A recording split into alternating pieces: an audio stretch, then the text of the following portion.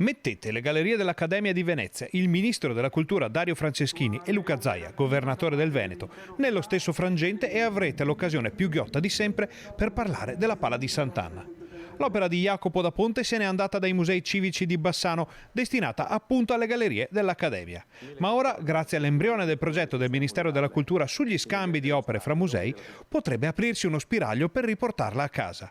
La pala era sfuggita come sabbia fra le dita dell'amministrazione di Elena Pavan e a nulla erano valse le prese di posizione fortissime dei consigli comunali del territorio per chiedere l'impegno del sindaco di Bassano a riportare a casa la Santa.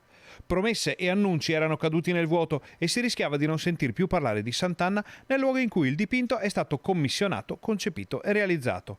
Ma ora la speranza ha una scintilla che riecheggia anche nelle parole di Luca Zaia. C'è un tema che è stato sollevato anche dal ministro Franceschini per quello che riguarda le tante opere che ci sono in Italia, alcune delle quali giacciono nei magazzini dei grandi musei, e quindi di poterle portare in altri musei oppure riportarle nei luoghi in cui sono state concepite, come per esempio la Pala di Sant'Anna di Jacopo da Ponte a Bassano. Penso che sia fondamentale. La Pala di Sant'Anna ne è uno dei tanti esempi, che fra l'altro è identitario della città, ma penso anche a quello che abbiamo ad esempio nel Museo di Quarto d'Altino.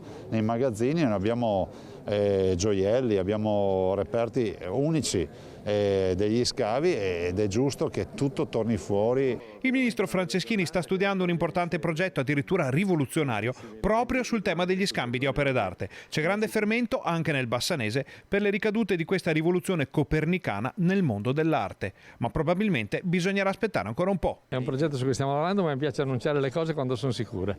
Grazie, buongiorno.